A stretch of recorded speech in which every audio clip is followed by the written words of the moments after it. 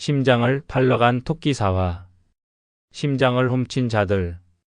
언론의 연구 내용이 새어나간 그날 밤 해림그룹 본사는 술렁이었습니다. 폭도마다 직원들이 바쁘게 오가고 회의실에는 불이 환하게 켜져 있었습니다.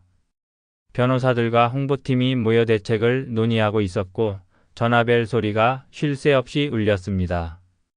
백도윤은 연구실 한 구석에 홀로 앉아 있었습니다. 창밖으로는 밤이 깊어가고 있었습니다. 도시의 불빛들이 흐릿하게 보였습니다. 그는 손으로 얼굴을 감싸쥐고 있었습니다. 문이 열리며 박철수가 들어왔습니다. 그의 얼굴에도 피로가 가득했습니다. 대표님. 백도윤이 고개를 들었습니다. 박 선생님. 뉴스 보셨습니까?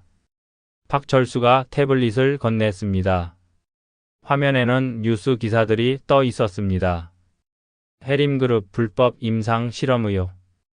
검증 안 된 치료법 회장에게 직접 사용. 생명윤리 위반 논란. 당국 조사 착수. 백도윤이 기사들을 읽어 내려갔습니다. 그의 손이 떨렸습니다. 이렇게까지 나갈 줄은. 대표님, 이거 심각합니다. 우리도 연루될 수 있어요. 백도윤이 태블릿을 돌려주며 한숨을 쉬었습니다. 알아요. 나도 알아요. 그때 수진이 급하게 들어왔습니다. 대표님, 경찰이 왔대요. 뭐라고? 지금 회장실에 있대요. 조사한다고. 세 사람은 서로를 쳐다봤습니다. 불안이 그들 사이를 감돌았습니다. 박철수가 낮은 목소리로 말했습니다. 대표님, 우리 어떻게 하죠? 백도윤이 자리에서 일어났습니다. 일단 사실대로 말하는 수밖에 없어요. 하지만 그러면. 알아요. 하지만 거짓말은 할 수 없어요. 백도윤이 문을 향해 걸어갔습니다. 박철수와 수진이 그를 따라 나섰습니다. 회장실 앞 복도에는 여러 사람들이 모여 있었습니다. 경찰관 2명과 검찰 관계자로 보이는 사람들, 그리고 해림그룹의 변호사들이었습니다. 백도윤이 다가가자 한 경찰관이 그를 쳐다봤습니다. 백도윤 대표님이십니까? 네, 그렇습니다. 연구 책임자시죠? 잠깐 이야기 좀 나눌 수 있을까요? 백도윤이 고개를 끄덕였습니다. 경찰관이 옆에 빈 회의실을 가리켰습니다. 저쪽으로 가시죠. 회의실 안, 백도윤은 경찰관 맞은편에 앉았습니다. 또 다른 경찰관이 노트북을 펼쳐놓고 기록을 시작했습니다. 몇 가지 여쭤보겠습니다. 이번 연구는 언제부터 시작하신 겁니까? 일주일 전입니다. 임상시험 승인은 받으셨습니까? 백도윤이 잠시 침묵했습니다. 경찰관이 다시 물었습니다. 백 대표님? 받지 못했습니다. 왜죠? 시간이 없었습니다. 경찰관이 눈썹을 올렸습니다. 시간이 없었다. 그게 이유입니까? 회장님 상태가 위급했습니다. 정상적인 절차를 밟을 여유가 없었어요. 그래서 법을 어겨도 된다는 겁니까? 백도윤은 대답하지 못했습니다. 경찰관이 서류를 넘기며 말을 이었습니다. 여기 제보 내용을 보면 강제로 임상을 진행하려 했다는데 사실입니까? 강제는 아닙니다. 회장님이 직접 원하신 일이에요. 하지만 백 대표님은 반대하셨죠? 처음에는 그랬습니다. 그런데 왜 동의하신 겁니까? 백도윤이 손을 꼭 쥐었습니다. 회장님께서 부탁하셨습니다. 살려달라고. 경찰관이 한참을 백도윤을 바라봤습니다. 그리고 노트에 무언가를 적었습니다. 알겠습니다. 일단 이 정도만 여쭤보겠습니다. 추가 조사가 필요하면 연락드리겠습니다. 백도윤이 자리에서 일어났습니다. 다리에 힘이 풀리는 것 같았습니다. 회의실을 나서는데 복도에서 조남철과 마주쳤습니다. 조남철의 얼굴은 창백했습니다. 백 대표님, 비서실장님, 뭐라고 하셨습니까? 사실대로 말했습니다. 조남철의 눈빛이 흔들렸습니다. 백 대표님, 그러면 안 됩니다. 왜요? 거짓말을 하라고요? 그게 아니라, 비서실장님. 백도윤이 조남철을 똑바로 쳐다봤습니다. 도대체 뭐가 어떻게 된 겁니까? 누가 언론에 흘린 거죠? 조남철이 입술을 깨물었습니다. 저도 모르겠습니다. 정말 모르세요? 아니면 알고 있는데 말 못하시는 겁니까? 조남철은 대답하지 않았습니다. 그저 고개를 숙이고 있었습니다. 백도윤이 한숨을 쉬며 말했습니다. 저는 이제 믿을 수가 없네요. 누구도. 백도윤이 걸어가려는데 조남철이 그의 팔을 잡았습니다. 백 대표님, 잠깐만요. 뭡니까? 조남철이 주변을 둘러보더니 낮은 목소리로 말했습니다. 조심하세요. 여기 생각보다 복잡합니다. 무슨 뜻이죠? 지금은 말씀드릴 수 없습니다. 하지만 백 대표님이 생각하시는 것보다 훨씬 더 깊은 일이 벌어지고 있어요. 백도윤의 눈이 커졌습니다. 비서실장님, 대체 나중에 말씀드리겠습니다. 지금은 아무것도 묻지 마세요. 조남철이 백도윤의 팔을 놓고 회장실로 향했습니다. 백도윤은 그 자리에 멍하니 서 있었습니다. 다음 날 아침 백도윤은 일찍 회사로 출근했습니다. 연구실 문을 여는데 이미 안에 누군가 있었습니다. 강준혁이었습니다. 일찍 오셨네요. 강준혁이 돌아봤습니다. 그의 얼굴에는 미소가 없었습니다. 백 대표님도 일찍이시군요. 백도윤이 가방을 내려놓으며 물었습니다. 무슨 일로 여기 계세요? 서류 정리하고 있었습니다. 경찰 조사 때문에 제출해야 할 게 많아서요. 백도윤이 강준혁이 보고 있던 서류를 힐끗 쳐다봤습니다. 연구 일지와 실험 기록들이었습니다. 박사님. 네? 솔직히 물어봐도 될까요? 강준혁이 서류를 내려놓았습니다. 뭘 말입니까? 언론에 흘린 사람. 박사님이세요? 강준혁의 얼굴이 굳었습니다. 잠시 침묵이 흘렀습니다. 그렇게 생각하십니까? 증거는 없습니다. 하지만 느낌이 그래요. 강준혁이 의자에 기대며 말했습니다. 백 대표님, 저한테 왜 그런 짓을 할 이유가 있겠습니까? 그건 저도 모르겠습니다. 하지만 이 연구가 중단되면 득을 보는 사람이 있을 거 아닙니까? 저는 손해만 봅니다. 제 경력에도 안 좋고요. 백도윤이 강준혁을 뚫어지게 쳐다봤습니다. 강준혁도 피하지 않고 눈을 마주쳤습니다. 긴장감이 감돌았습니다. 그때 연구실 문이 열리며 박철수가 들어왔습니다. 대표님, 큰일 났어요. 무슨 일이세요? 박철수가 숨을 헐떡이며 말했습니다. 회장님이 쓰러지셨대요. 백도윤과 강준혁이 동시에 자리에서 일어났습니다. 지금 어디 계세요? 병원으로 옮기셨대요.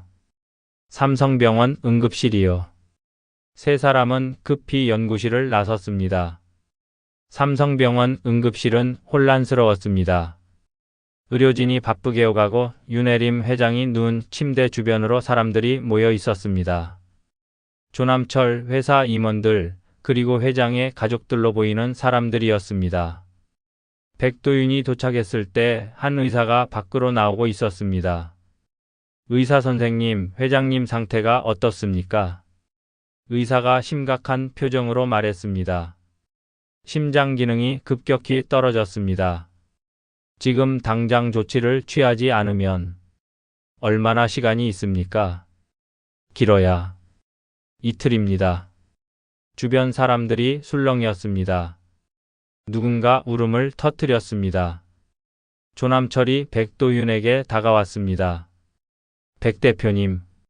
네, 이제 정말 시간이 없습니다. 백도윤이 조남철을 쳐다봤습니다. 조남철의 눈에는 절박함이 가득했습니다. 비서실장님이 원하시는 게 뭡니까? 회장님을 살려주세요. 경찰 조사는요? 언론은요? 제가 다 처리하겠습니다. 제발 회장님만 살려주세요. 백도윤이 응급실 안을 들여다봤습니다. 침대에 누운 윤혜림 회장이 보였습니다.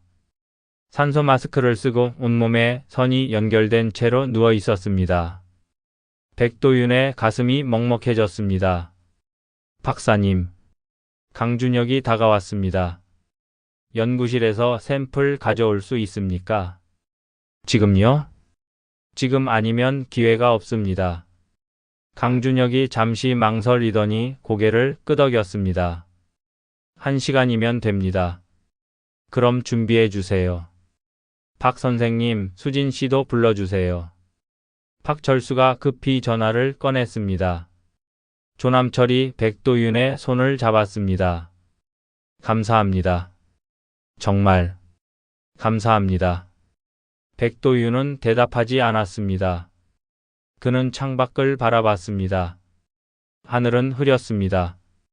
곧 비가 올 것 같았습니다. 2시간 후 응급실 한쪽에 임시시술실이 마련되었습니다. 백도윤과 강준혁 그리고 병원 의료진이 모였습니다. 박철수와 수진도 보조로 들어왔습니다. 윤혜림 회장이 시술대에 누웠습니다. 그의 얼굴은 핏기가 없었습니다. 눈도 제대로 뜨지 못하고 있었습니다. 백도윤이 회장 곁으로 다가갔습니다. 회장님 들리십니까? 윤혜림이 가까스로 눈을 떴습니다. 백 대표. 네, 저예요. 고맙네. 끝까지 와줘서. 말씀 아끼세요. 체력 소모하시면 안 됩니다. 윤혜림이 힘겹게 웃었습니다. 실패해도 원망 안 하네. 약속했잖나. 백도윤의 눈시울이 뜨거워졌습니다. 최선을 다하겠습니다. 윤혜림이 백도윤의 손을 잡았습니다. 차가운 손이었습니다. 백 대표. 나도 미안하네. 자네들한테. 무슨 말씀이세요? 10년 전. 연구소 일. 정말 미안했어. 백도윤이 회장의 손을 꼭 쥐었습니다. 지금은 그런 얘기하지 마세요. 들어줘서. 고맙네. 의사가 다가왔습니다. 시작해야겠습니다. 백도윤이 고개를 끄덕이고 자리로 돌아갔습니다. 장갑을 끼고 마스크를 썼습니다. 샘플이 담긴 주사기를 들었습니다. 시술실 안은 고요했습니다. 모두가 숨을 죽이고 있었습니다. 백도윤이 천천히 주사기를 들어 올렸습니다. 그의 손은 떨리지 않았습니다. 마음을 비우고 오직 지금 이 순간에만 집중했습니다. 주사 바늘이 회장의 피부에 닿았습니다. 그때 갑자기 응급실 밖에서 소란이 들렸습니다. 안 됩니다. 들어가시면 안 돼요. 비켜요. 당장 저 시술 중단시켜야 한다고. 문이 벌컥 열리며 경찰관 여러 명이 들이닥쳤습니다. 그들 뒤로 검찰 수사관들도 보였습니다. 지금 당장 중단하세요. 이건 불법입니다. 백도윤이 주사기를 든 채 얼어붙었습니다. 모두가 놀라 경찰을 쳐다봤습니다. 조남철이 앞을 막아섰습니다. 무슨 짓입니까? 지금 사람 살리고 있어요. 비키세요. 영장 나왔습니다. 경찰관이 서류를 내보였습니다. 불법 임상 실험, 생명윤리법 위반 혐의로 관련자 전원 조사합니다. 시술실이 순식간에 아수라장이 되었습니다. 백도윤은 그 와중에 주사기를 든 채 서 있었습니다. 그의 머릿속이 하얘졌습니다. 침대에 누운 윤혜림이 가까스로 말했습니다. 계속 하게.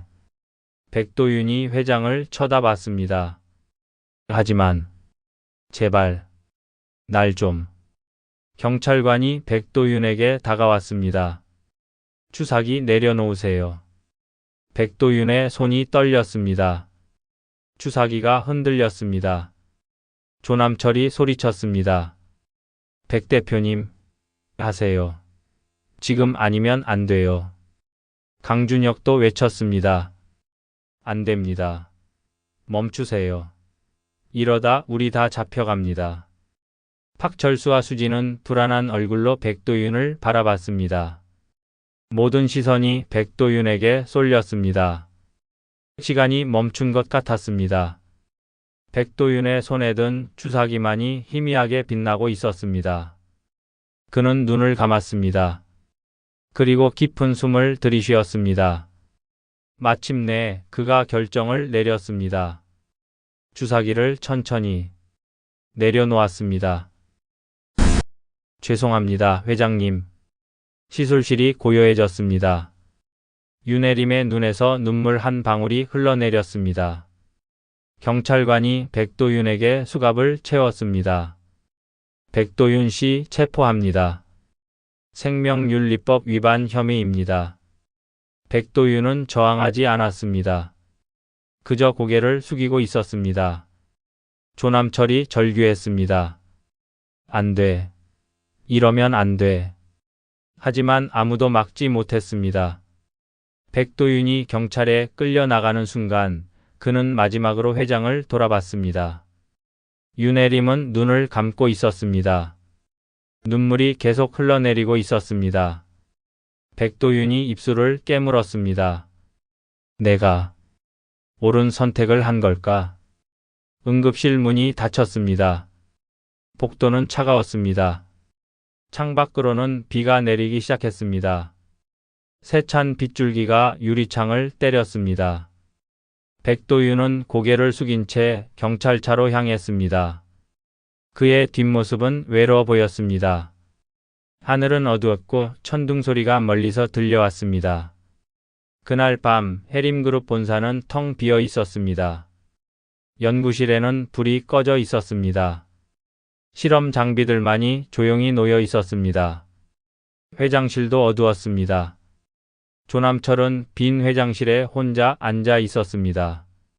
창밖의 빗소리만이 들렸습니다. 그의 손에는 핸드폰이 쥐어져 있었습니다. 화면에는 한 통의 문자 메시지가 떠 있었습니다. 모든 게 계획대로 되었습니다. 수고하셨습니다. 조남철의 손이 떨렸습니다. 미안합니다. 정말 미안합니다. 그의 눈에서 눈물이 흘러내렸습니다.